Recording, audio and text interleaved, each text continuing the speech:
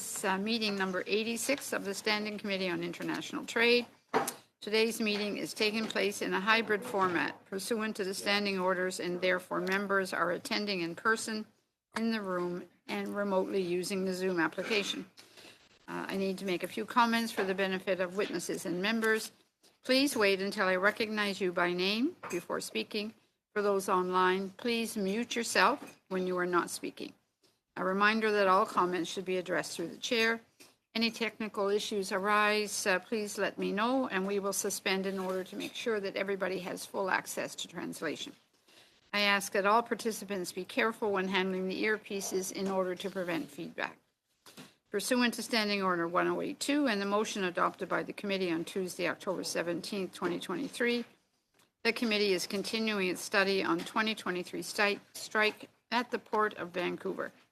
We have with us today from the Canadian Vehicle Manufacturers Association, Brian Kingston, President and Chief Executive Officer.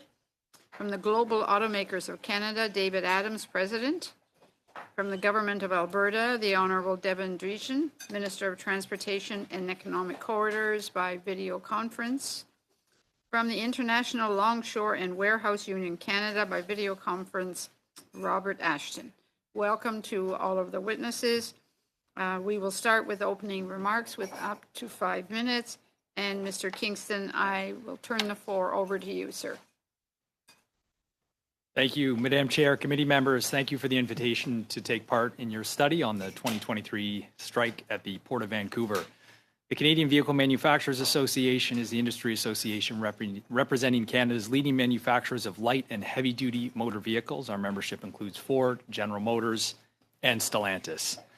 CVMA members are at the forefront of new automotive investment in Canada. Over the past 3 years, Ford, GM, and Stellantis have announced nearly $15 billion in new investment, most of which is focused on electric vehicle assembly and the battery supply chain. Critical infrastructure, such as the Port of Vancouver, underpins the highly integrated automotive industry and Canada's competitiveness for new investment, including the $15 billion in which I just referenced. Supply chain disruptions are occurring with more regularity, and with each incident, business is burdened with the cost to redirect goods to maintain productivity and sales. The Vancouver and Montreal ports, Ambassador Bridge, St. Lawrence Seaway, rail and highway trade corridors are critical infrastructure to support the automotive supply chain for finished vehicles, parts, component inputs such as minerals at both Canadian and U.S. production facilities. The Vancouver port is a key transit point for parts and finished vehicles produced and sold in Canada and across North America. In 2022, 333,000 vehicles were handled by the port, which represents about a quarter of Canadian vehicle sales. The Vancouver work stoppage quickly resulted in auto assembly production impacts at both sides of the border. Automotive manufacturers that depend on the port were forced to reroute shipments, adding significant cost and increased uncertainty at the worst possible time. For Canadians, this means higher vehicle prices and delays just as the sector was rebounding from pandemic-related inventory shortages. It's also important to recognize that it can take weeks to recover from a backlog of shipments at a port, and the ripple effect to rail and transportation logistics is significant. Once the port resumes operation, there's considerable time before goods reach their destination, which can result in continued production delays and added cost. To illustrate immediate and longer-term impacts of the Vancouver port disruption, one company incurred $5 million in premium freight costs. They've decreased the volume routed through the Port of Vancouver by 22% since July and continue to move volume out of Vancouver and now focus on U.S. West Coast ports due to the ongoing port congestion issues in Vancouver. Canada needs to improve its governance of its critical infrastructure to provide more stability for foreign direct investment, protect supply chains, and be more coordinated and efficient in response to disruptions. Progress is needed on a national strategy for critical infrastructure. CVMA has made a number of recommendations to government on this, and they include the following. Number one, we need to add trade infrastructure to the listing of national critical infrastructure definitions. Number two, work with industry to confirm priority ports of entry and trade corridors that should be designated critical infrastructure and develop response plans, including points of contact, information sharing protocols, and service standards that could be launched in the event of a disruption. And thirdly, we need the government to enhance its leadership role in the coordination of stakeholders, critical infrastructure owners and operators in response to a disruption like we witnessed at the Port of Vancouver. This should include reviewing existing protocols, undertaking risk assessments, scenario planning, and clarifying the respective roles of each level of government, as well as the most efficient communication channels to operate and execute in the event of a pending or occurring disruption. So with that, thanks for your time today, and I look forward to any questions. Thank you very much, Mr. Kingston. On to Mr. Adams. Welcome back to the committee. You're a regular for all of us, so it's always good to see you here. Thanks, Madam Chair, and thank you, committee members, for the opportunity to appear before the committee this afternoon on behalf of the 15 members of the Global Automakers of Canada to discuss the Vancouver port strike and its impact.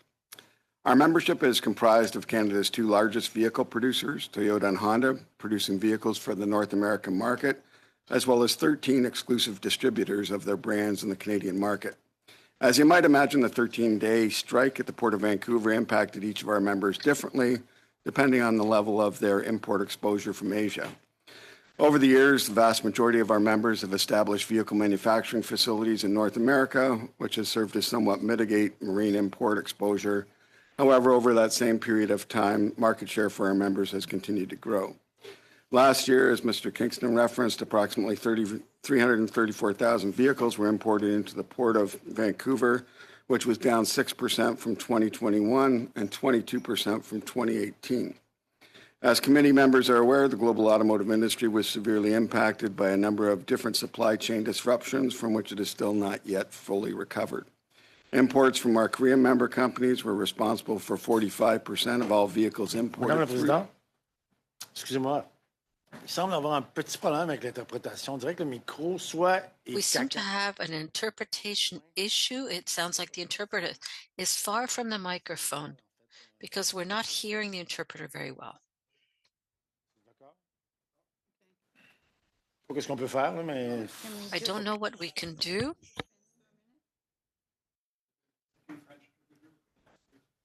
Okay, we can ask the other French interpreter. Go ahead, you say.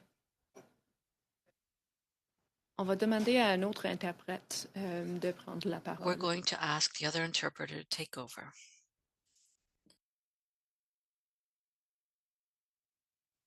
Starting again, sir. Okay, So sorry. Make sure that everybody gets clear translation. Okay, sure. So I preface my comments by saying that the strike impacted each of our members differently depending on their import exposure from Asia. There were approximately 334,000 vehicles imported into the port, down 6% from 2021 and 22% down from 2018. Global automotive industry was severely impacted by a number of different supply chain disruptions from which it is still not yet fully recovered. Imports from our Korean member companies were responsible for 45% of all vehicles imported through the port, with Japanese manufacturers representing another 45% of vehicle imports through the port. Overall, vehicles and vehicle parts represent about 6.8% of all inbound cargo through the Port of Vancouver. With that said, I wanted to highlight the impacts for some of our members. One of our members reported the following. The strike added 60 days to protracted delivery times, protracted delivery times to their dealers. The diversion of vessels to U.S. ports added approximately $700 per vehicle. The flip-flop of the union with respect to the strike being over and then not was another added disruption that called into question the effectiveness of the mediation program. Another member reported that due to the longer dwell times at Vancouver, ships were diverted to U.S. ports to unload cargo there first before returning to Vancouver. The dwell times at Vancouver were significantly higher than other ports even before the strike, with anchor times, in some cases, being longer than the time for the ship to travel from home port to the Port of Vancouver.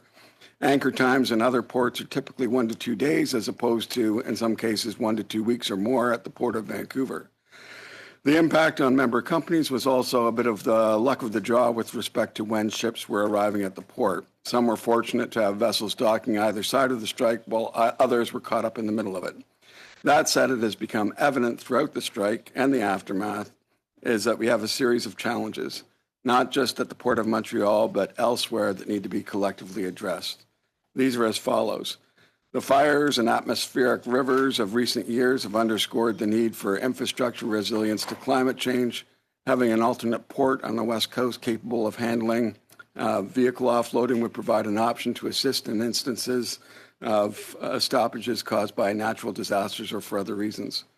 The port infrastructure needs to be right-sized and optimized for increased volumes of electric vehicles from Asia, in particular China, as imports have grown from 190 vehicles in 2020 to 7,916 vehicles in 2022, which is over a 4,000% increase. With Canada's pending zero-emission vehicle targets, these imports will only rise until additional North American capacity for both electric vehicles and their constituent parts and components come online. The Port of Vancouver infrastructure must also include the installation of EV chargers to accommodate the offloading and distribution of EVs. We are aware that efforts in this regard are underway. The port infrastructure is only as good as the rail and trucking services that support the distribution of imported products across the country. There is currently a major shortage of rail cars to service the automotive industry.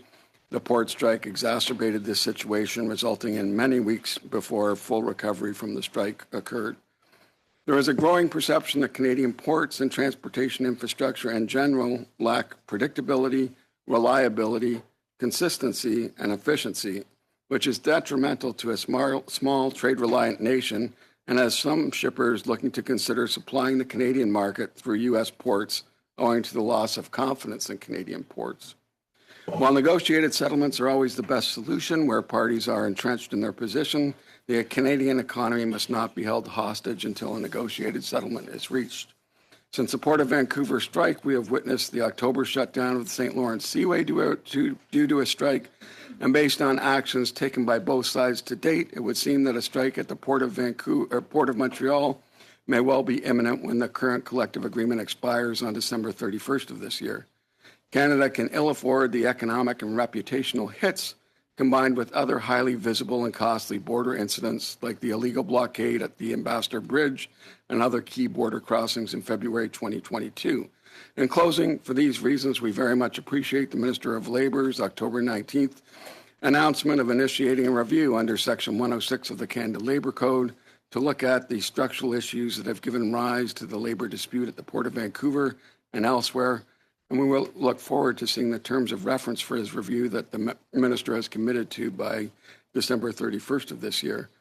We're also hopeful that the appointment of Mr. Robert Dick to head up the supply chain office within Transport Canada will lead to not only issue and problem identification, but a clear and actionable roadmap for improvement. Canadian business and consumers that rely on them deserve no less. Thank you very much. Thank you very much, Mr. Adams. We'll go on to Mr. Ashton to up to 5 minutes, please. Good morning. Thank you, committee, for having me. My name is Rob Ashton, and I'm the National President of the International Longshore Warehouse Union Canada, and I represent approximately 8,000 longshore workers in the West Coast. The 2023 strike negotiations were doomed to failure before they started. Why, you may ask? Would I start with such a statement? The answer is quite simple. It was due to who was and was not at the bargaining table. The BCMEA was at the table on behalf of the employers with 2 superintendents and an HR manager, all of whom have zero decision-making capabilities. Now, who was missing from the bargaining table? Decision makers. There was no terminal operator representatives with knowledge of the working conditions at their terminals who could actually make decisions on behalf of their companies in regard to bargaining. This major shift in representation at the bargaining table began in about the 2010 negotiations. Since 2010, our bargaining relationship has changed for the worse. Over the last few rounds of bargaining, the BCMEA has chosen to sit back and hope the Government of Canada would step in and legislate a collective agreement for our industry or send us to a third party for a deal. This was proven to be true when the BCMEA handed us a letter stating their path forward. Their idea of a path forward was a binding arbitration scenario, which bypasses our charter rights for free collective bargaining. As well as the BCMEA refused to meet with us when we were at the FMC level directly. They forced us to go through the mediators to pass positions back and forth. This proved to us the BCMEA had zero intention to bargain a CBA with our committee. The 2023 strike was the first work stoppage of significance in generations. The union knows this strike could have been averted if the BCMEA had shown up to bargain with us. During bargaining, when the BCMEA gave us their global offers for settlement, the union's bargaining committee responded promptly that same day. The union, with all of our decision makers at the table, were able to respond at each step. The BCMEA, however, would take on average 7 to 10 days to respond to our global offers. Each decision had to be taken away and we believe reviewed by a decision maker. Another hurdle we faced was the announcement of Roberts Bank Terminal 2 getting approved. This had a significant impact on bargaining because this terminal, for all intents and purposes, will be an automated terminal, which will affect our members. The impacts of the West Coast strike on other industries within Canada has more to do with companies surviving off just-in-time shipping. If companies in this country took advantage of the existing warehousing infrastructure and of equipment and goods, issues like those that may arise on the ports and other sectors of our transportation sections would have less of an impact on their businesses. It would also employ many more Canadians with good union jobs. This just-in-time shipping model is vulnerable to not only labor management issues, but also extreme weather occurrences. For example, the atmospheric river in BC a couple of years ago. In regards to innovation at the ports, we understand that technologies continually evolve and the need to green our working environments are understood by all. With that in mind, we must look at technology and equipment that support workers and the environment at the same time. For example, and I'm not an expert in this field, but hydrogen-based equipment.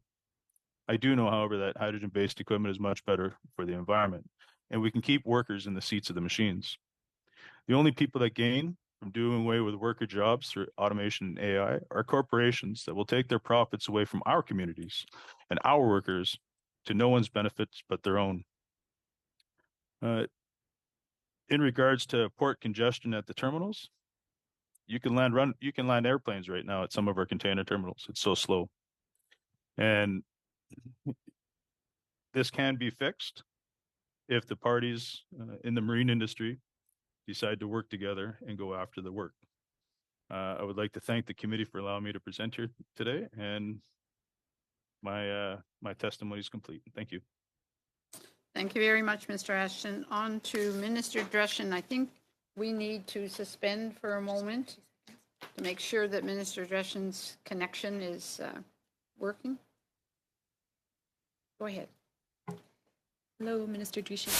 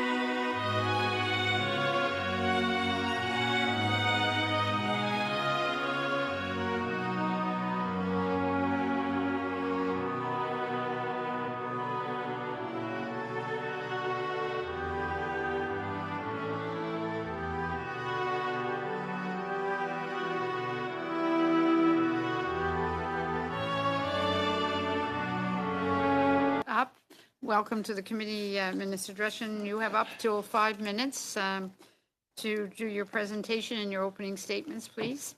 Well, thank you so much, Madam Chair, and my apologies to you and all the committee members for the technical issues this morning. But I do welcome the opportunity to share insights on behalf of Alberta's government regarding the strike at the West Coast Ports, Canada's #1 largest port and soon to be second largest port in Vancouver and Prince Rupert. But let me start by saying that labor-related disruptions slowed down trade and result in increased costs for Canadian consumers, particularly here in Alberta. And as a landlocked province, Alberta depends on a well-functioning port system, transportation corridors, and market access infrastructure to maintain economic prosperity. Now, ports are an integral part of the transportation and supply chain system, and their effective operation impacts Canada and Alberta's competitiveness. In 2022, $18 billion of Alberta exports, including grains, minerals, forest products, Minister, were shipped. I'm sorry, Minister Dreschen, can you just hold? It's not your issue. We may have a translation, so just hold the fort there, please. Ben, il n'y a pas de Mr. traduction en Trudel? français en ce moment. C'est juste totalement absent. Right now, there is no translation into French at all. So we have no translation at the moment.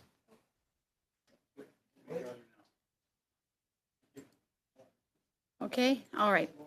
Okay, sorry. Apologies, Mr. Minister Dreschen. Please continue. Thank you.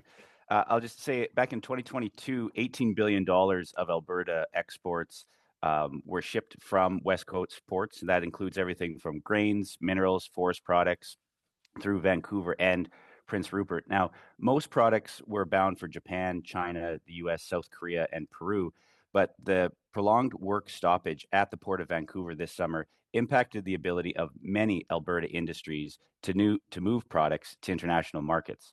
Now, according to BC Maritime Employers Association, the strike action disrupted billions of dollars worth of cargo, preventing goods such as automotive parts, refrigerated food, fertilizer, and critical minerals reaching Canadians or trading partners abroad. Alberta's government had two primary areas of concern regarding supply chains during the strike. First, outbound bulk commodity exports that enable industrial agriculture shippers, as well as inbound containerized ports that support large segments of the consumer economy. Now, on the export side, Alberta's forestry industry is reliant on access to markets in Asia to maintain its competitive position and its reputation as a reliable shipper of sustainable forest products. Most pulp manufacturing exports nearly all of their production through the Port of Vancouver. Now, Alberta's forestry sector also relies on access to rail cars to support solid wood exports to the US. The labor action at the ports disrupted access to rail cars as Canada's major railways repositioned their trains and crews inland within Canada, affecting their operations and substantially limiting their operations to West Coast ports. While grain relatively related services continue to operate as an essential service, Alberta was also concerned about the strike's impact on agri-food shipped by containers. The work stoppage caused time-sensitive refrigerated goods to spoil, which in turn affected the overall supply of these goods available to Canadians. There were also impacts for the import of products such as household and consumer products, including electronics, fashion, appliances, construction materials, cars, and car parts. The duration of the strike caused significant costly and long-term trade flow diversions for industrial manufacturers, particularly in the province's forestry or fertilizer industry. For example, producers depend on the import of phosphate to produce fertilizer. A restriction on imports resulted in facilities needing to choose between costly and unscheduled worker shutdowns or entering into long-term contracts to import through alternative ports. Over the course of the work stoppage at the Port of Vancouver, Alberta's government expressed concerns regarding the significant and harmful impacts on Alberta and Canada's economy and our country's reputation as a reliable trading partner. We stress the need for the federal government to develop a new process for addressing the risk of work stoppages at ports and other critical supply chain infrastructure. Another example of the need for a new process is that both Canadian National and Canadian Pacific Kansas City Railways have collective agreements with the Teamsters Canada Rail Conference expiring of December 31st of this year. And there's potential for further labor action in early 2024, next year, which could affect locomotive engineers, conductors, and yard workers at both railways. Alberta encourages the federal government to explore mechanisms that prevent costly labor disruptions in the transportation sector, such as amendments to the Canada Labour Code that would provide the federal government with the authority to compel binding arbitration prior to a work stoppage taking place. Canada cannot afford to have further disruptions to critical infrastructure, such as Class 1 railways, ports, and airports, which are essential to the supply chain and economies of Alberta and Canada. Now, Alberta for years has requested, with Saskatchewan and Manitoba, enhanced representation on the board of Vancouver Port Authority, given the importance of this gateway to Alberta's trade with other international markets. And finally, I would like to stress the importance of the federal government treating supply chain disruptions in Western Canada with the same urgency of which it addressed similar issues in Eastern Canada, with obviously 1 day a port strike in Montreal, back to work legislation was used, and here on the West Coast, over a month of disruptions. So that is why Alberta led for the federal government to be recalled, or calls for the federal government to be recalled, and back to work legislation used in this instance. So it is critical that moving forward, the federal government ensure labor stability, and in doing so supports a resilient supply chain to protect our economy and Canadians who rely on it. And thank you so much, Madam Chair and committee members, for the time to talk about the importance of Canada to work as a country and the federal government to work on behalf of all Canadians. Thank you. Thank you very much, Minister. On to round one of our committee members. Mr. General, for 6 minutes, please. Thanks, Judy, and thanks to everybody for joining us here today. First, I want to start with Mr. Kingston and Mr. Adams, just to get you on record. What we heard from Transport Canada last week was up to shipment losses up to 13 billion and net economic losses up to 1 billion. Would you both agree with that dollar amount? From my perspective, that sounds about right based on other sources that I've heard as well. Mr. Kingston? Yeah, likewise, and we did provide input to Transport Canada as this was underway to help with that assessment, so that sounds appropriate. Perfect. So then Mr. Dick also indicated last week, and reading from the Blues from the Thursday, November 30th, 2023 meeting, that businesses begin to make adjustments when they anticipate that there could be uncertainty. They don't necessarily wait for disruption. So there have been impacts as people seek to mitigate risks when they anticipate that there is a vulnerability and that there is uncertainty as to the outcome. What he was referencing was the collective agreement expired on March 31st, 2023.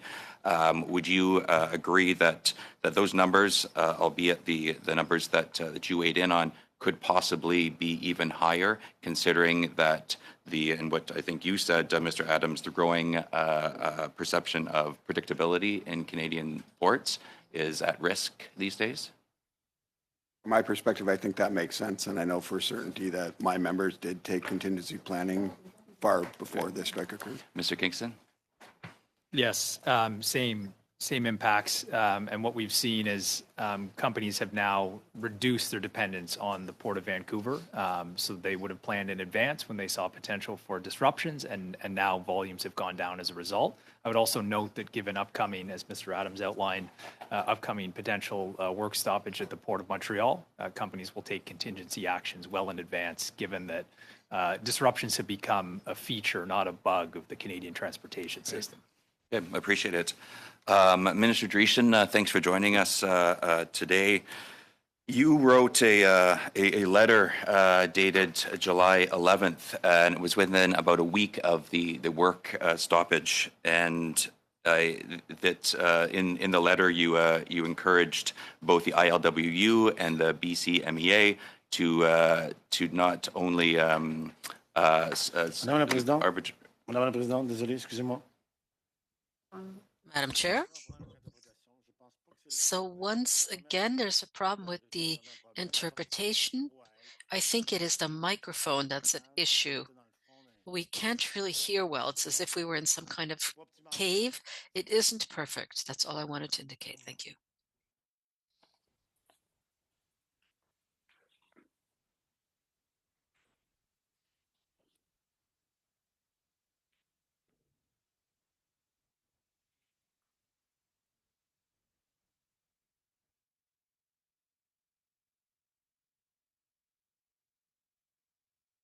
again. Sorry for the interruption, but if you could try it again. Yeah. I paused myself at 2:42. I hope that's what you have, Judy. Perfect. Sorry, back to Minister Dreeshen. In your letter encouraging an immediate resolution to the strike was the purpose of your letter.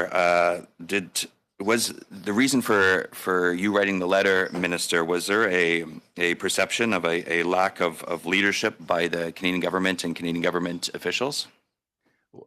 Thank you very much for that question. And we just like to see consistency. When you saw, I think there was great federal leadership for the Port of Montreal strike that happened just a year prior, in which there was 1 day of strike action, and Parliament put back to work legislation and made sure that that port was functioning and the supply chain across the country wouldn't be disruptive. And we applauded that as a government to know that goods would be continue to flow, both imports and exports. But we were left just dismayed of the fact that the West Coast port strike was not treated with the same urgency by the same federal government just a year later, and for it to be left for over a month to linger. Canada's number one and soon to be number 2 largest ports to have disruptions, and the cascading effect that it had across the country of companies within the country turning off shifts, ending shifts, affecting workers all across Canada, in Alberta, BC, Saskatchewan, Manitoba. And just it seemed that really the country was held hostage of not being able to get products to market. So I think that the urgency was appropriate in Montreal's case, but on the West Coast case, it was just there's so many question marks of why the federal government treated it differently. Yeah, well, great. Thank you for providing that. In terms of lingering impacts that exist currently today that you're seeing, you touched on some of the examples. Curious if there are more that you can provide, because again, as indicated, the numbers that we got from the Transport Department, 13 billion shipment and 1 billion net economic loss, seem that they take into a bit of the timeline of events, but obviously longer term, there's potential for other impacts. So hoping you might be able to expand on some potential examples that you're still seeing. Sure. Well, just the high level, wheat, canola, fuel, canola oil, wood from Alberta going out through West Coast ports. Those are our big main exports, all in the billions of dollars. But what we really saw, and I know it's said a lot of Canada having a reputation of a reliable shipper. A lot of that, those impacts are behind the scenes. You have Canadian companies trying to create products here in Canada and then obviously sell them and export them around the world. But when customers on the other side around the world are seeing that products aren't being shipped in from Canada, you're then seeing those customers, those Canadian customers, choosing not to use Canadian products or to purchase Canadian goods. So then you're seeing a competitive disadvantage where they are going and buying products from other places around the world that have wheat, canola fuel, canola oil, wood, and we're seeing a price decrease for Canadian products. So there's so many different aspects of workers being affected in the country, as well as our competitiveness around the world to be able to sell products. So it hurts on both sides when you don't have a functioning supply chain. Thank you, Minister. On to Mr. Siju for 6 minutes, please. Thank you, Madam Chair, and thanks to our witnesses for taking the time to join us here this morning. My first question will be for Mr. Kingston. You mentioned over 300,000 vehicles that went through the Port of Vancouver. A quarter of Canadian vehicle sales went through this port, as we heard. You mentioned a decrease in vehicle cargo even before this strike, a decrease in cargo over the last number of years. What is behind this decrease when overall Canada's trade numbers are up? Thank you.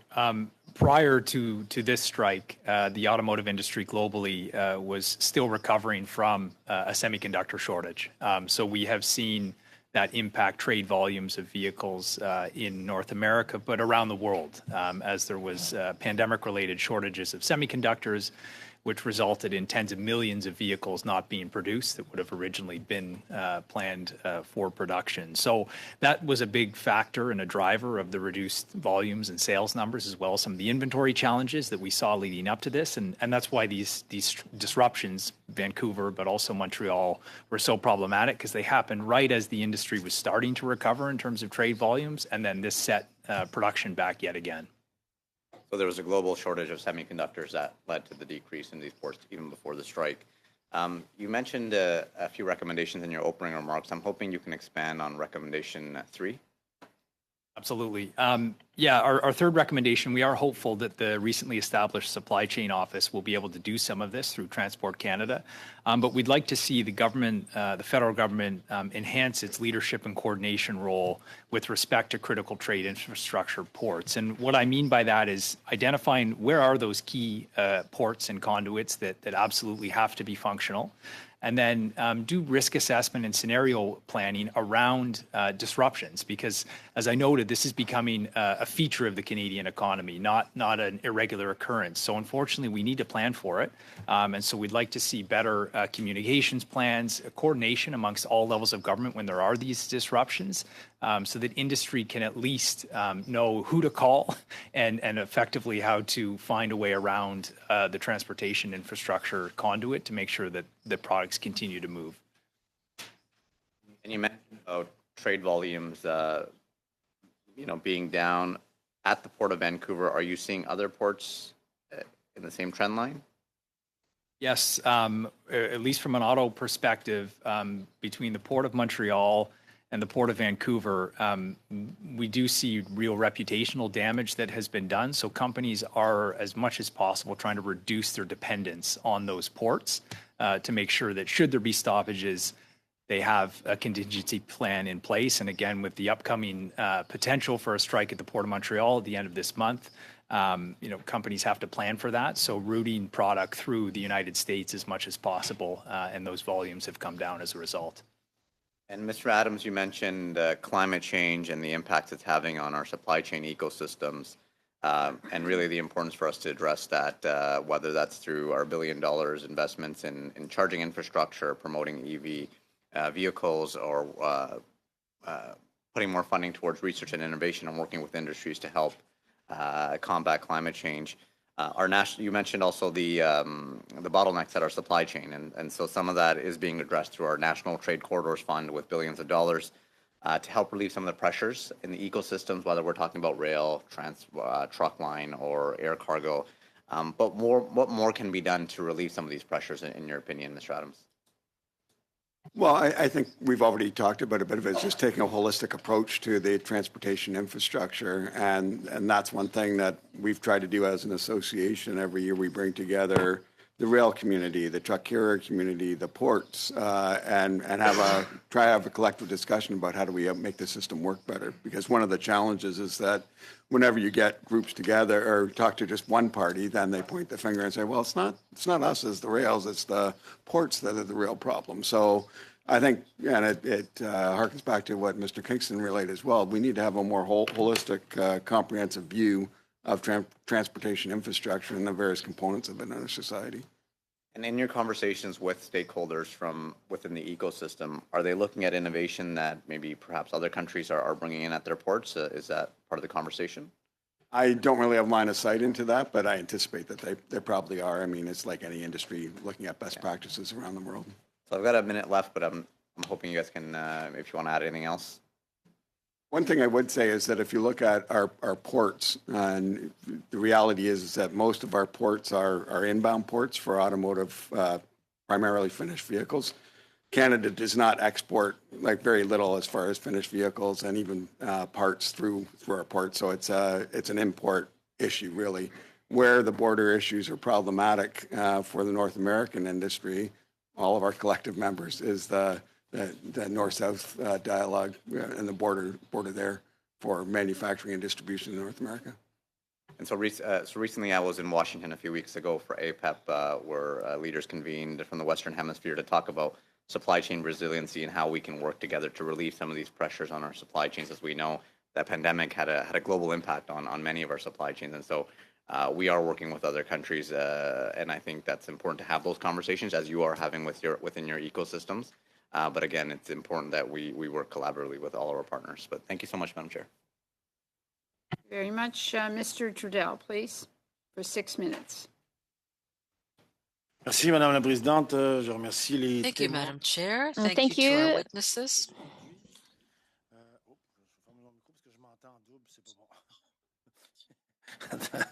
I can hear myself double, which is not a good idea. So, Mr. Ashton, during the Port of Vancouver strike, many voices have spoken out to indicate that perhaps special legislation should be put in place to force workers to go back to work. This has not occurred. But could you tell us what the impacts on workers would have been if the government had agreed to this demand, that is to bring in special legislation? Yeah, you bet. Thanks for the question. Quite simply, our rights would be taken away. We wouldn't be able to freely negotiate a collective agreement for the terms and conditions that are appropriate for our industry. What we would see is, if that was to happen, you would see an absolute destruction of the relationship between the employers and the union and the workers, and that's something that can never happen. And then collective bargaining is hard, 100%, but we have to be allowed to do it. We have to be able to make gains for our members. When our employers make profits, when our employers do good, we expect it to do good as well. Pouvez-vous me parler un peu plus longuement des... Could you perhaps elaborate on the gains that you were able to achieve thanks to this bargaining round that took place during the strike? Yeah, we were able to negotiate a fair wage increase when you looked at the interest rates that were going up and inflation rates that were happening in the province, not because of workers, these inflation increases, because of other factors, not because of workers. We also were able to gain, one of the biggest things we did in bargaining was protection for our trades workers, protection for the future of our work, because our employers were refusing to upgrade our tradespeople or train them in new technologies or even old technologies that changed slightly. And so we were losing a lot of our jurisdiction on that. And so unfortunately, through the 13-day strike, we were able to achieve that once the employers came to the table and actually had a conversation with us. And we were actually able to gain language that makes our employers upgrade and train our tradespeople. Merci. Bon, la dernière grève au port de... Thank you. And the last strike at the Port of Vancouver, I believe, was in 1969. I think that's quite rare that this kind of work stoppage occurs. Could you confirm that this is true? That is correct. Like I said, it was generations. Actually, in 2018, we were in the same position with the BCMEA because they didn't want to bargain with us then. So what we did in 2018 was we did an overtime ban at one terminal, and it was the BCMEA that chose to lock out the entire country. And yet you don't hear people in the employing class and the ruling class screaming bloody blue murder when they locked us out. So, you know, what's good for the goose is good for the gander. Merci. Bon, on sait que, bon, le Thank Canada... you. We know that Canada's record is somewhat sad when it comes to protecting workers. There's often has been the calling in of special legislation. A month ago, we brought in special legislation for those who break the strike. Do you think that this legislation could be better? Are there things that we could do to make sure that the bill could be strengthened? Are you talking about the anti-scab legislation? Oui, le projet de loi anti-briseur de grève. Yes, it's the anti-scab legislation that was tabled about 2-3 weeks ago in the House. So, Don't have the exact number. Bill C-58. So yeah, definitely. The 18-month delay after it receives royal assent, it shouldn't be there. It should be enacted immediately to protect workers' rights. The other part of it is an absolute ban on scabs in the workplaces. You see, when an employer uses a scab, it tilts the scales. It creates animosity in the workplace that really can never be repaired. If there's a strike or a lockout, we don't go to work, that terminal should be shut down, or that workplace should be shut down completely, because then that truly does force the two parties to sit down and act like adults and get a deal done for the betterment of the workplace and the workers. Et qu'est-ce que ça serait concrètement l'impact And in sur... tangible terms, what would be the impact on the longshoremen at the Port of Vancouver if ever this legislation were to be adopted? We would understand completely that we wouldn't have to worry about our employers bringing in some worker to do our job to try to break us, to try to break the union and break their employees' backs, to break our members' backs. This legislation probably means more to Canadian workers than a lot of us actually truly understand, because it levels and equalizes the playing field, something that should have been done generations ago. But finally, through the hard work of the NDP and the Liberals and the Bloc Québécois, we're going to be successful. Thank you very much, Mr. Trudeau. On to Mr. Cannings, please. Merci, Monsieur Ashton. Mr. Cannings for 6 minutes, please. Well, thank you. Thank you for all the witnesses for being here today. I'm going to continue on with Mr. Ashton to talk about the situation, the bargaining situation that seemed to, as you intimated, take longer because the employers weren't at the table. Instead, you had the BCMEA, which had no real direct bargaining power from the employers, it seems. Everything that you suggested to them, they had to take back, and sometimes it took a week or 10 days. Just wondering if you could expand on that and talk about how things worked before, because as we heard, the last strike in the Port of Vancouver was in 1969. I mean, at least I was alive here. I don't know how many other people were alive in those days. But just give it to you, Mr. Ashton, to talk about the effect that has on bargaining, just in terms of the efficiency at the very least. Yeah, you bet. So pre-2010, we had a certain amount of direct employers at the table, whether it's the board chair or a direct terminal operator. Somebody was at the table. And if something came up that needed to be discussed about a terminal, that terminal representative would come. Post 2010, we've seen that actually not happen. In 2018, we had two issues that we had to get through that we were stuck on. We actually requested that two separate employers show up to the bargaining table. And we had to ask many, many times for these employers to show up to the table because the BCMEA refused to let them come. And once those two direct employers showed up to the table, we successfully fixed those issues that had to do with those employers, and we moved on to the next, and we were successful to get a collective agreement.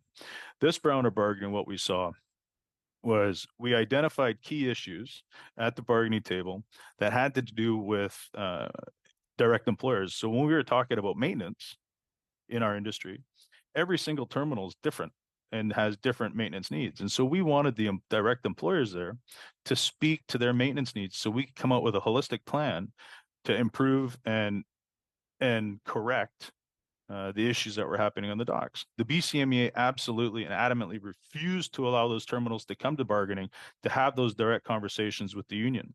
So how do you discuss primarily a third party, which the BCMEA is in this instance, with no terminal knowledge? How do you negotiate like that? Because on my side, I've got representatives from all my locals, senior representatives who have industry knowledge, who have worked on the terminals, and we can have experts there at a moment's notice.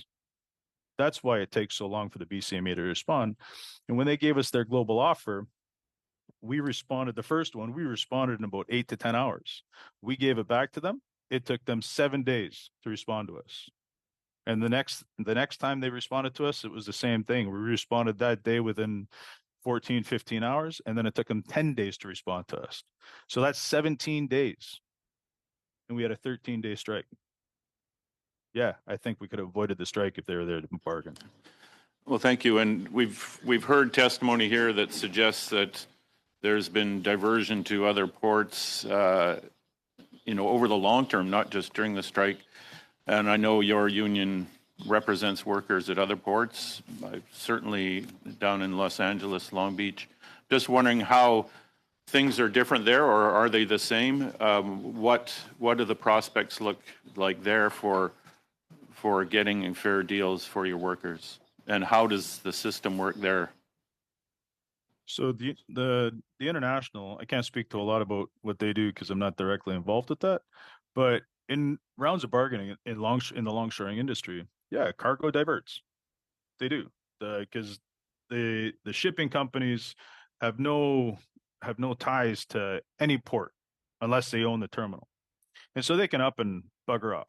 So they don't care. Well, I shouldn't say they don't care, but if they can find a port that's open, they're going to go there. We've seen cargo when the international ILW was in negotiation shift to the East Coast. When we were in bargaining, shifted to the South. It happens. And then eventually the parties, once the collective bargaining is done and we have a collective agreement, it's the responsibility of the groups of the parties to actually sit down and bring that work back. Because it's not doom and gloom in the ports in British Columbia. We're actually one of the top producing ports in the world, in my opinion. We don't shut down. Right? We've only had one strike in a very, very long time. Most of our shutdowns have been weather. Okay, I have a bit more time. I'm just going to ask you, you talked briefly about the lack of, that the container terminals weren't working to full capacity and that we could fix that. I'm just wondering if you could expand on that comment. So right now the container terminals are slow in BC to put it politely. And it doesn't have anything to do with our strike.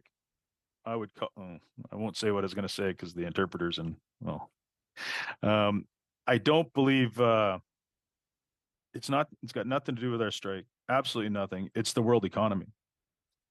Shipping is an ebb and flow type of situation.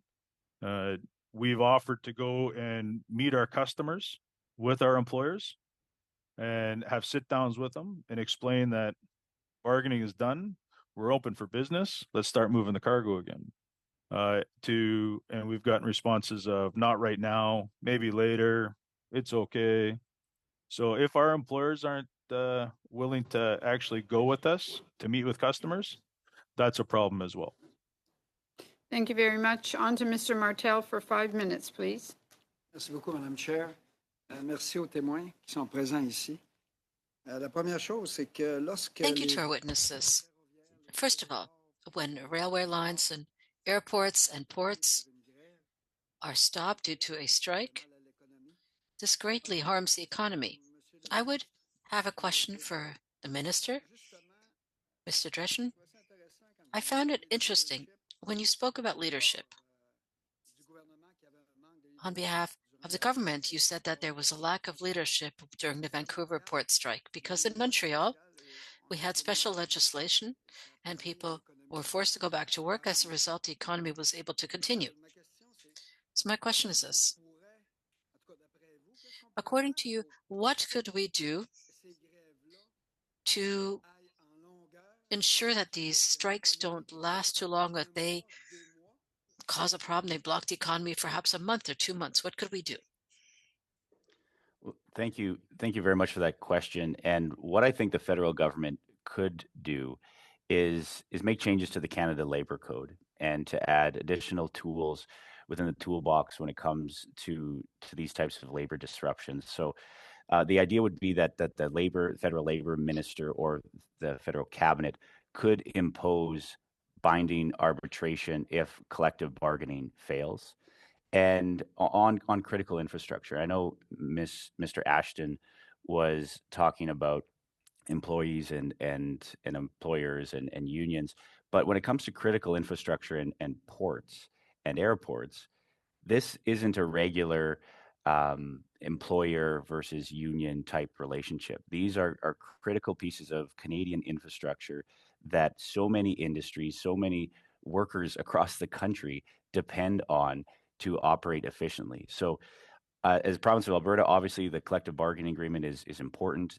There's a place for unions within Canada, but when it comes to our critical infrastructure, we need to be a country like many other countries around the world that views critical infrastructure as a priority for the nation, to make sure that goods can come in and goods can be sold around the world, and that we can have good paying jobs across the entire country, and not let a union with 8,000 terminal workers at a physical site of a critical infrastructure keep an entire country hostage when it comes to exporting goods and importing goods. So that I think is something the federal government should do to make sure that we can protect critical infrastructure in Canada.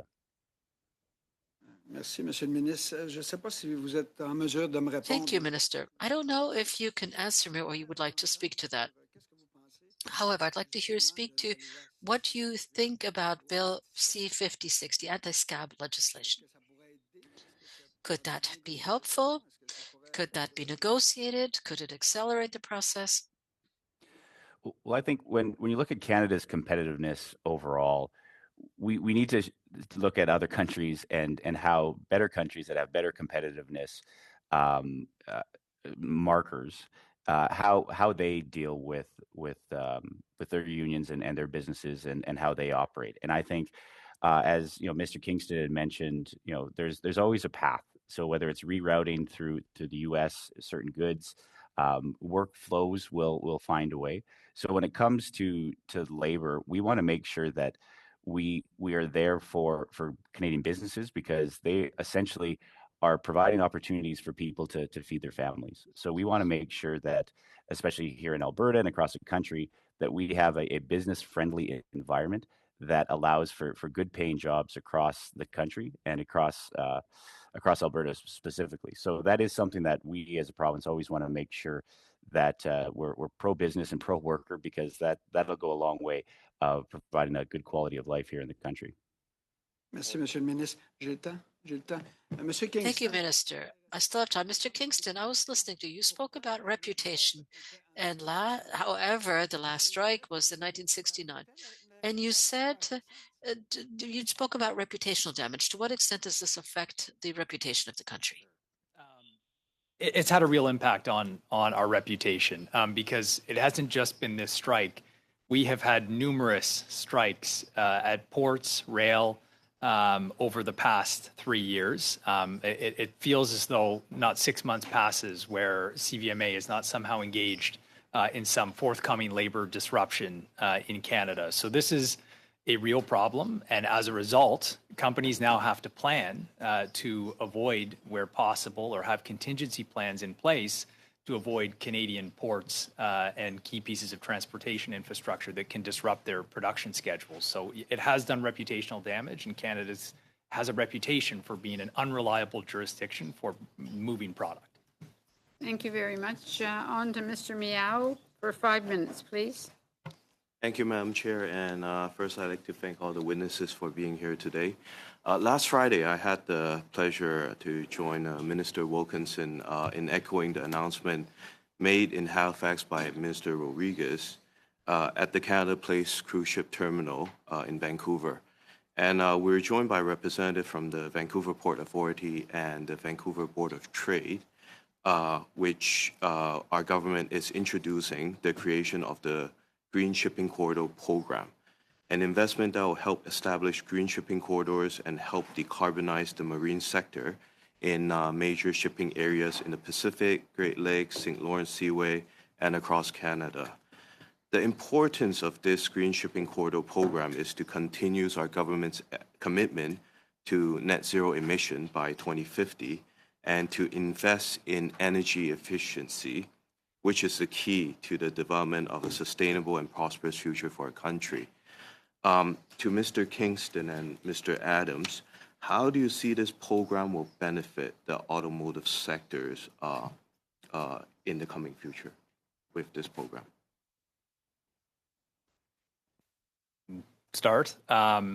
I admit that I'm not deeply familiar with the program, but what I will say is as the industry transitions to electrification, one of the key benefits, of course, of EVs is reducing your life cycle emissions, which includes everything from the manufacturing of a vehicle to its time on the road.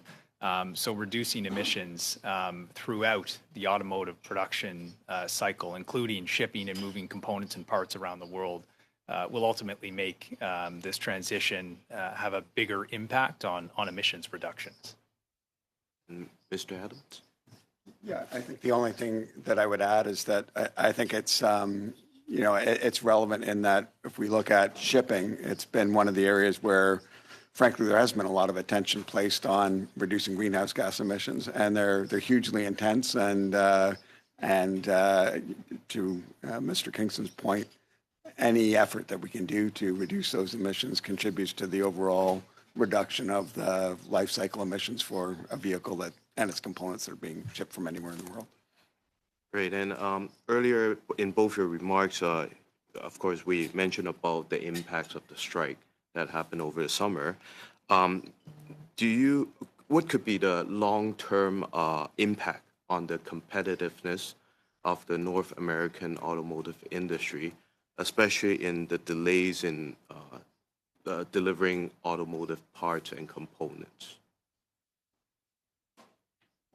Say for my two members, from a manufacturing perspective, I think to some of the earlier questions, they had done, I think, some appropriate contingency planning and the manufacturers were minimally impacted by the strike at the Port of Vancouver.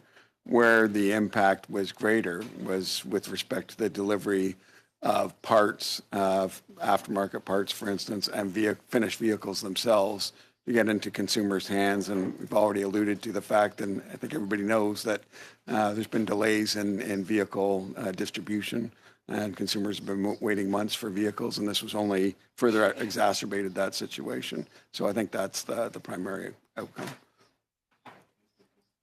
Do you have anything to add? Just in terms of the even longer term impact, I would just say that the industry right now in North America is going through this technological transformation, and the United States is very much trying to create a North American electric vehicle supply chain, reduce dependence on China, reduce dependence on other countries. As part of that transition, Canada is uniquely positioned. We are in the tent.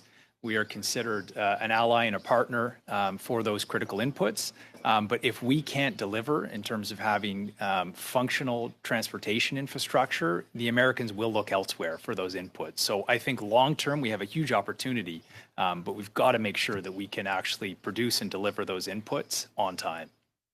And of course, in your remarks, you mentioned about some of the businesses being diverted to the United States.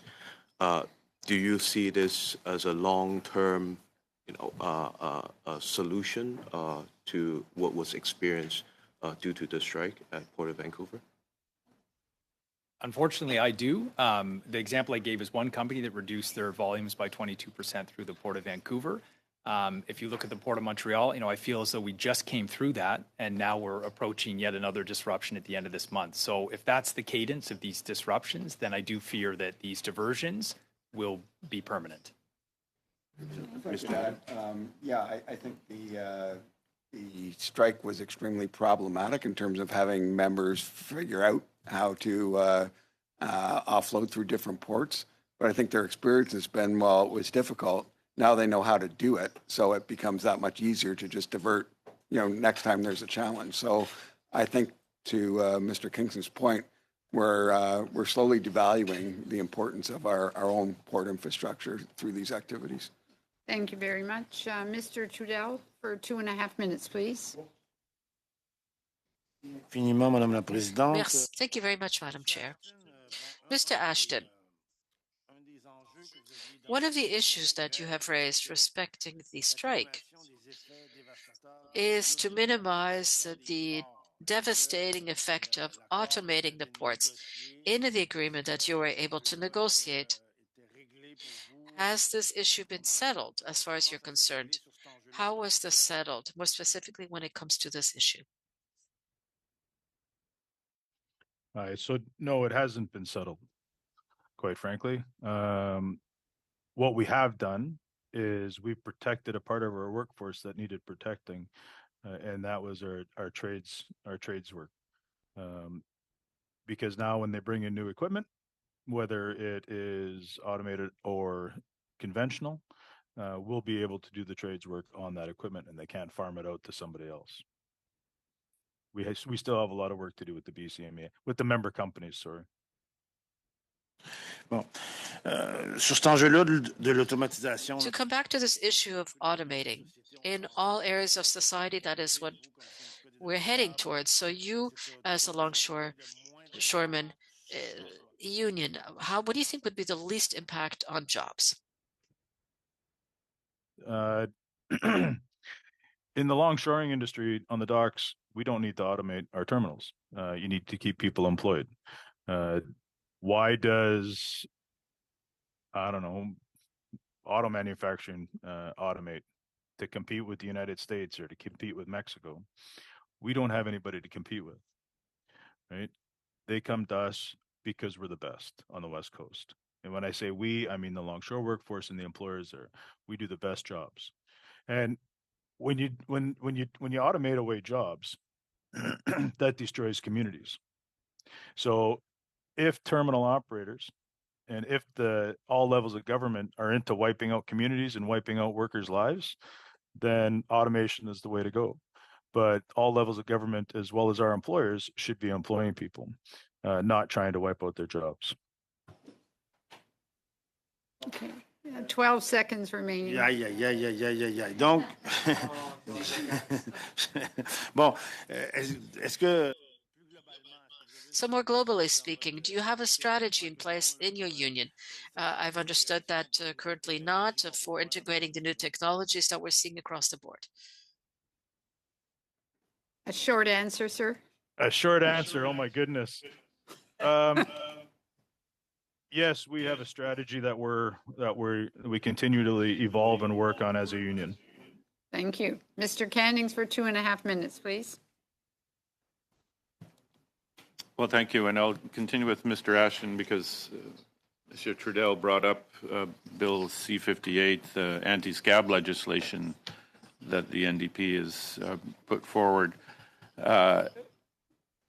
And I'm just wondering if you could comment on the effect that having anti-scab legislation would have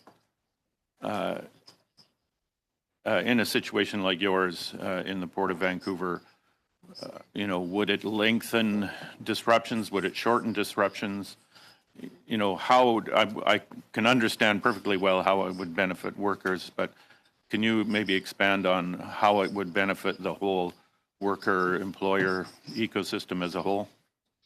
Yeah, you bet. Anti-scab legislation would force our employers to the table so they can't keep working, so they can't keep earning a profit. Right? It's about everybody feeling a little bit of pain to get the job done quicker. So have you had situations in BC ports where scabs were used during disruptions, or is this a rare situation in your industry? And for the longshore sector, the last time scabs were used, and from 1935 to 1976, I wasn't alive, so bear with me here.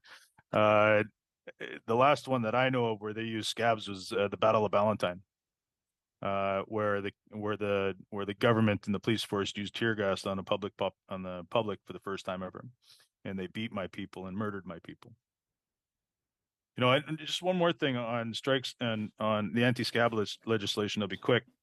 The reason why there's so many strikes and lockouts happening right now in Canada is because workers are pissed.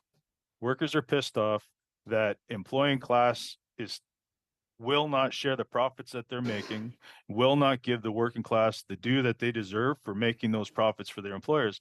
And if Bill C-58 was it actually in use for the last couple of years, all these lockouts and these strikes where employers have been using scabs and they've drawn it out, they've been a lot shorter. So in British Columbia, we've had anti-scab legislation for some time. Is that what you're referring to? That that things have been working more smoothly since that legislation came in? I believe so, yes. Okay, thank you very much, Mr. Cannons. On to Mr. Baldinelli for 5 minutes. Thank you, Madam Chair, and thank you for the witnesses for being here, particularly Mr. Adams and Mr. Kingston.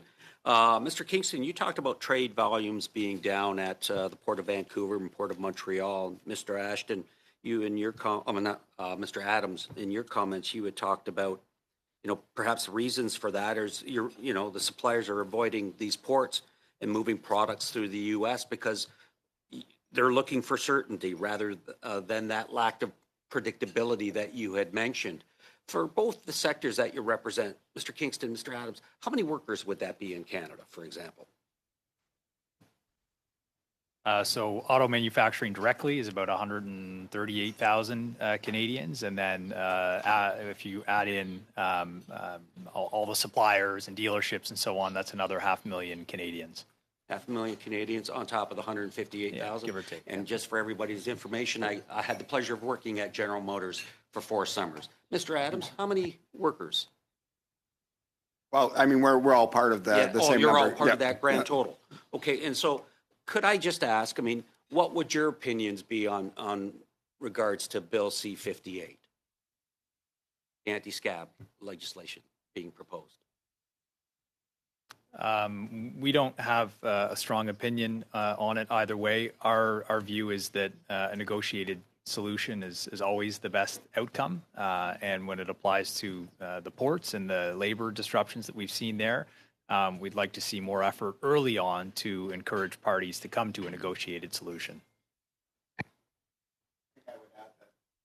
What seems evident in a lot of the strikes that we've witnessed beforehand is that that strike is almost a foregone conclusion before it ever even happens. So there's something else afoot that needs to be addressed in terms of labor relations between unions and the management. So as I mentioned in my remarks, my hope would be that that's something that Mr. Dick with the supply chain office can look at addressing.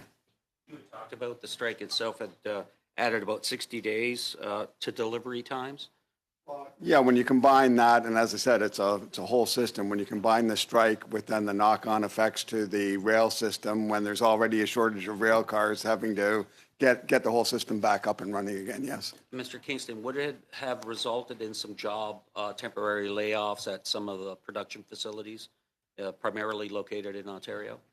We were not aware of any production shutdowns in Ontario due to the Port of Vancouver specifically. But yes, when there are disruptions like the Ambassador Bridge that went on for much longer, yes, immediate shutdowns, immediate job impacts with that type of disruption. Yeah. Now, I'd like to share some time, if I could, Madam Chair, with my colleague. 2 minutes. Thank you, Madam Chair. Thanks to my colleague.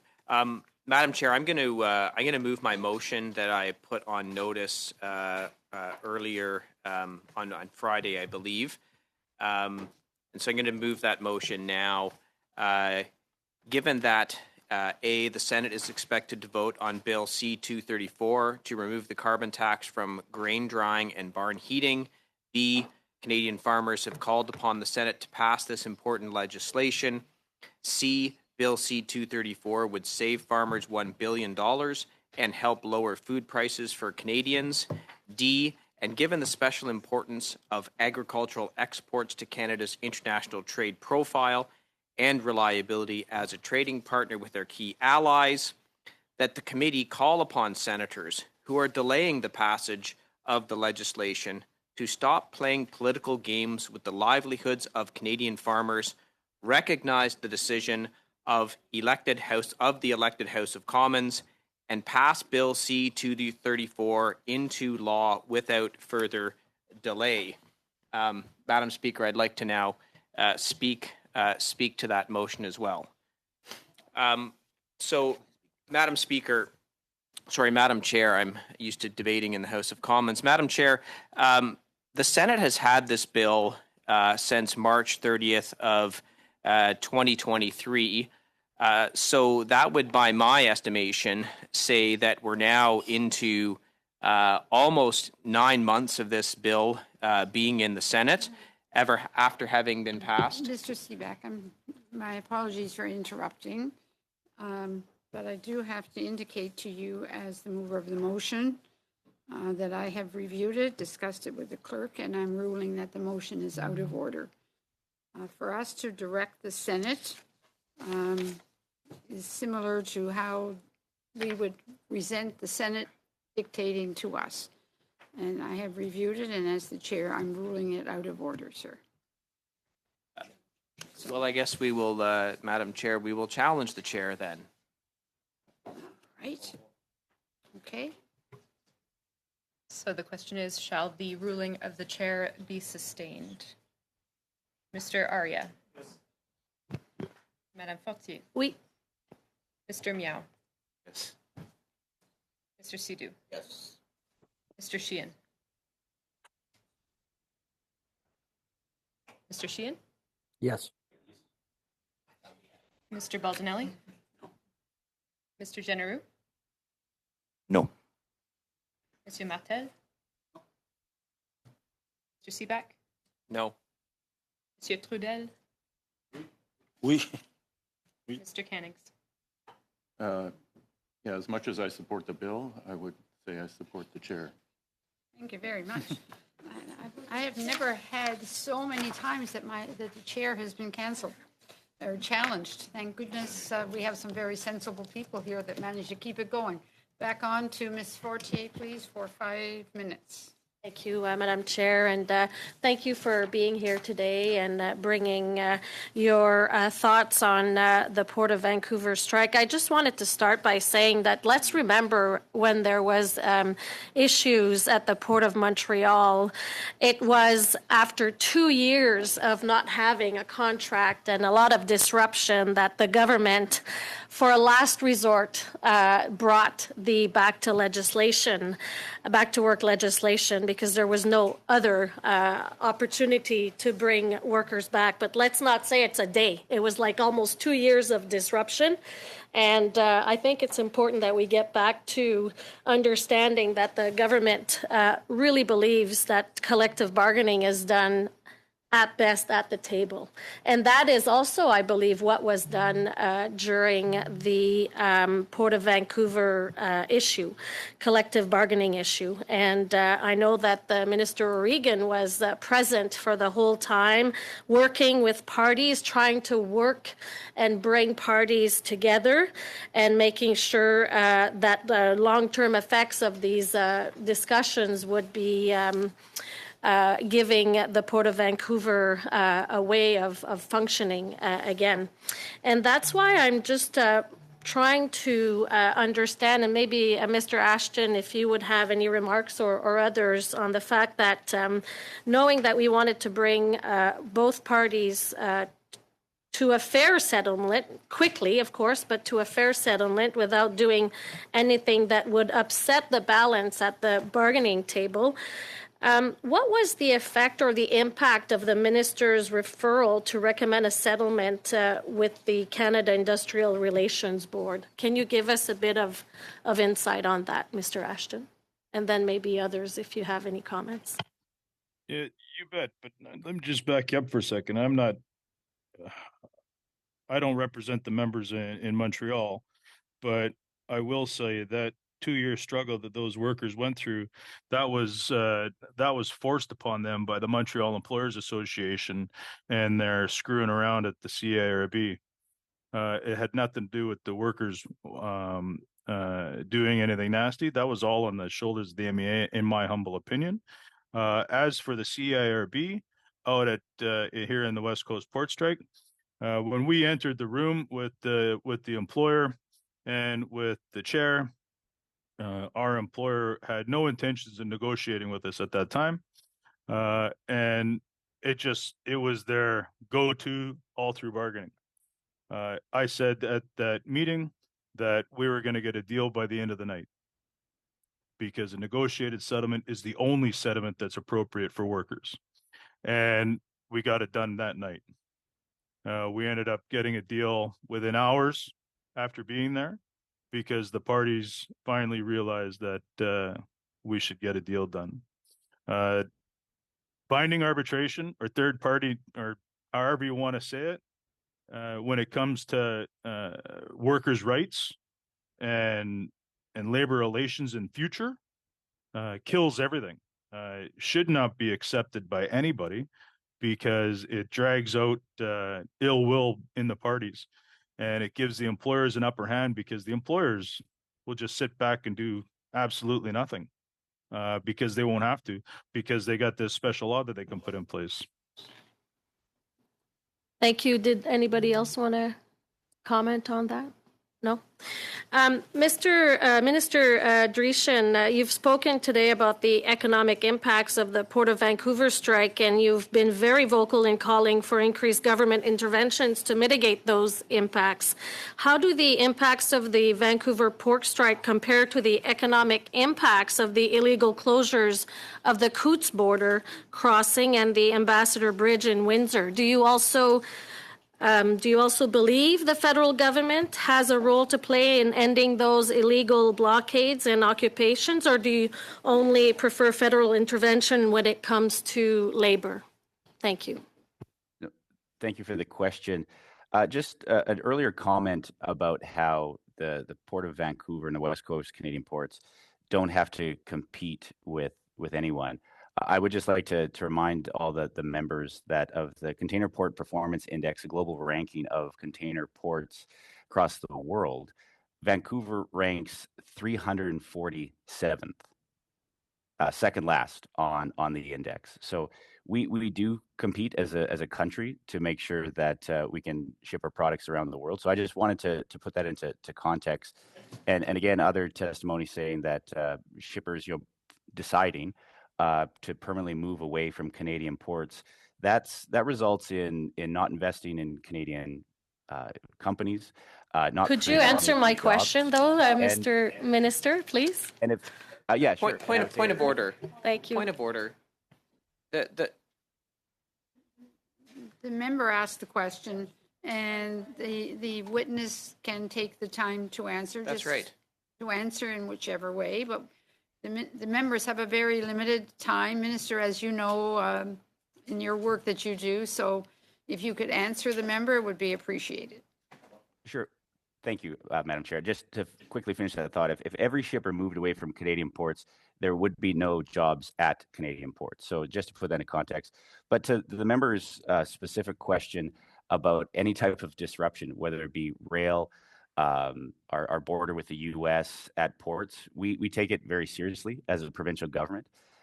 Those are federal jurisdictions, and that is why we've been calling on the federal government to bring in some changes to Canada's labor code so that the federal government, because these are federal jurisdictions, and we in Alberta, we stay in our lane when it comes to jurisdiction. I know Bill C-69, the Supreme Court ruled that the federal government was unconstitutional in allowing a federal impact assessment into provincial jurisdiction. Even just as a transportation minister, to build a provincial road would have had to have fallen under the federal impact assessment, but thankfully the Supreme Court ruled that that was unconstitutional. So staying in our lane, that is why we've been calling on the federal government to make sure, whether it be border crossings, issues with rail or with critical infrastructure at ports, that the federal government treats it seriously. And again, to the point of Montreal Port, there was one day the same federal government put back to work legislation, and that's something that we called for that same urgency to be used on the West Coast port strike this last summer. Thank you very much, Minister. Thank you very much to all our witnesses. We will be going in camera to deal with the draft report on non-tariff barriers. So I will suspend for a moment while our witnesses exit. Thank you.